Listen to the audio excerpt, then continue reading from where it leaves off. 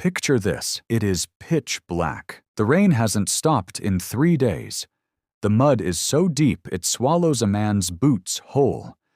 Somewhere in this jungle, 2,000 Japanese Marines are moving through the darkness with tanks, machine guns, and orders to take this airstrip before sunrise. And here is the thing nobody tells you up front. Japan had not lost a single land battle since the war started. Not one. Pearl Harbor, Singapore, Philippines, Burma. Every time the Japanese army showed up on land, they won. Every single time. Until tonight.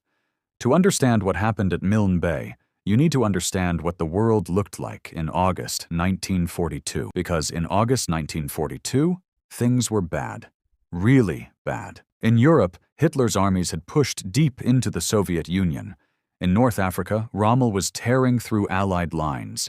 And in the Pacific, Japan had done something nobody thought possible. In just 6 months, they had taken Singapore, the Philippines, Burma, and a chain of islands stretching halfway across the Pacific. Allied soldiers had a word for Japanese troops by this point.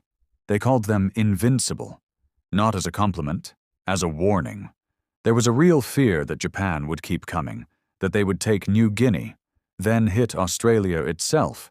So when Japan looked at a small harbor on the eastern tip of New Guinea called Milne Bay, they saw something simple.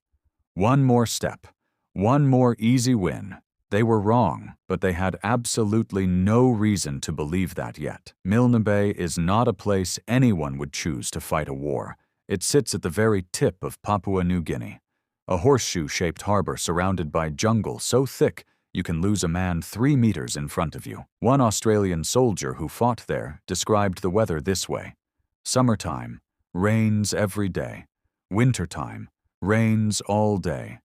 The roads were not roads. They were rivers of mud. Vehicles sank into them. Supplies rotted before they could be moved. Malaria lived in every puddle. Every cut got infected within hours. And somewhere in all of this misery, the Allies had built 3 airstrips. Because whoever controlled the air over New Guinea controlled everything. The Japanese figured that out too. And they decided they wanted those airstrips for themselves. By August 1942, Major General Cyril Claus commanded nearly 9,000 men at Milne Bay. Remember that number. His force included 2 battle-hardened Australian infantry brigades. The 7th and the 18th Brigade had just come back from the Middle East. These were men who had already faced Rommel's Afrika Korps. They had seen real war. There were also younger men, militia boys, some barely finished with training.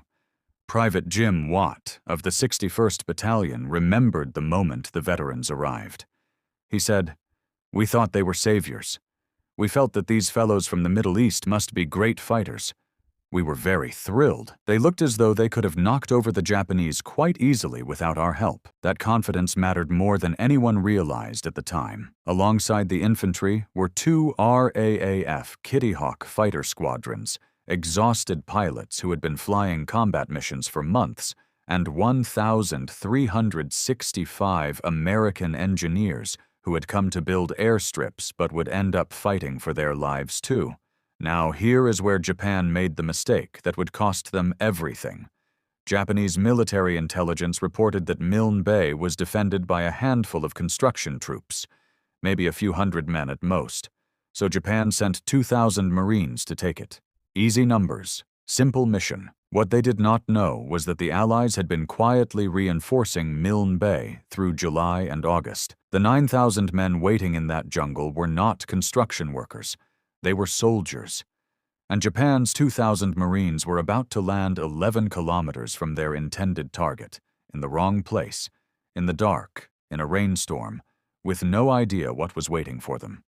Just before midnight, on August 25th, 1942, the Japanese fleet moved quietly into the bay. As the landing barges made their approach, RAAF Kitty Hawks roared in low over the water and raked the fleet with gunfire. The Japanese naval officer who survived that night, Lieutenant Chikanori Moji, later described what he saw. He said, "In the darkness, it presented a spectacle of ruin. The barges scattered.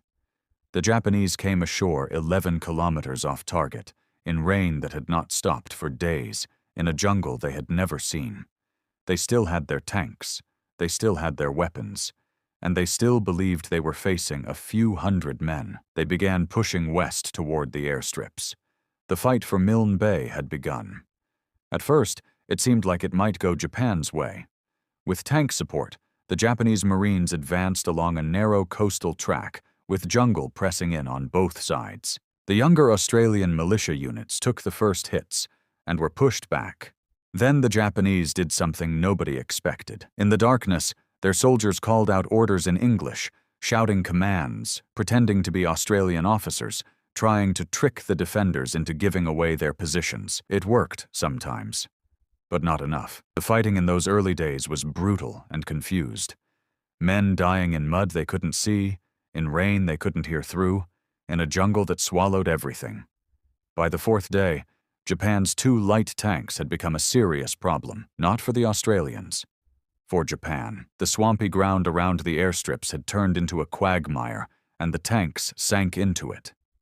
They became immovable, useless, all that firepower buried in mud. At the same time, the RAAF Kitty Hawks were flying every hour they could, coming in at treetop level, strafing Japanese positions, destroying supply barges, cutting off reinforcements from the sea. Japan was still moving forward but slower now, and bleeding badly. Then came August 31st, the moment everything turned. The Japanese had fought their way to the edge of Turnbull Field, the No. 3 airstrip. This was what they had come for. They charged the perimeter 3 separate times that night, in the dark, into Australian machine gun fire, into mortar rounds that lit up the jungle. The 25th and 61st Australian battalions held the line. The American engineers fought beside them. Every assault was broken. By dawn, the Japanese had suffered catastrophic losses and had not taken a single meter of the airstrip. One Australian soldier who survived that night described it not with pride, but with quiet relief. He simply said he never expected to see sunrise. Now General Close saw his moment and ordered the 2 12th Battalion forward, with the 2 9th sent in support. The 2 battalions moved up the North Shore, hunting the Japanese as they fell back. It was here, on September 4th, that Corporal John French did something that would earn him Australia's highest military honor. His section was pinned down by 3 Japanese machine gun positions. Everyone took cover. Corporal French did not.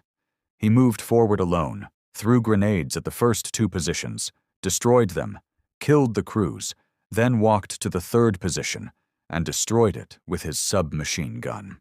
When the shooting stopped, his section found him dead on the edge of the gun pit. He was awarded the Victoria Cross posthumously. His citation said his actions showed cool courage and disregard for his own personal safety. Those words don't begin to cover what he did. By September 4th, Japan's force at Milne Bay had only 50 fully fit soldiers remaining. 50, out of 2,000 who had landed. Most of their commanders were dead. Their supplies were gone. Their tanks were buried in mud. Their reinforcements had been destroyed at sea. The order came to withdraw. On the night of September 5th and 6th, Japanese ships moved into the bay to evacuate survivors. Of the 2,800 Japanese soldiers who had eventually landed at Milne Bay, only 1,318 made it back to the ships. The rest were dead, dying in the jungle, or already captured. Those who tried to walk overland to the Japanese base at Buna were hunted down by Australian patrols. Most never made it. When it was over, Australian soldiers walked through what was left. They found abandoned weapons, scattered supplies, equipment left behind in the rush to leave. And they found Japanese soldiers' diaries. Inside those diaries were not battle plans or tactical notes. They were personal letters home, drawings, notes about families, written by men who had crossed an ocean because their commanders told them this would be easy. 167 Australian soldiers died at Milne Bay, 14 Americans.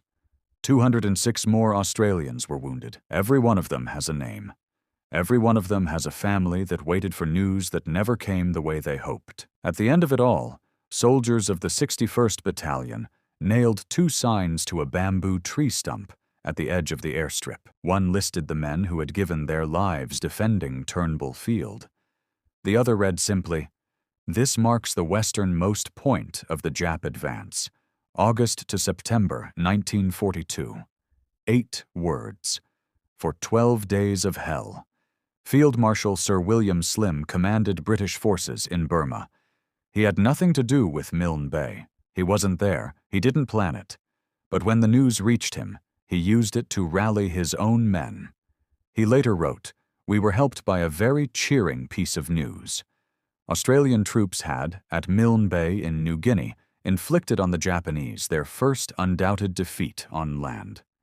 If the Australians, in conditions very like ours, had done it, so could we." Then he added one line that should never be forgotten. "Some of us may forget that of all the Allies, it was the Australian soldiers who first broke the spell of the invincibility of the Japanese army." Think about what that means. Not the Americans, not the British. The Australians,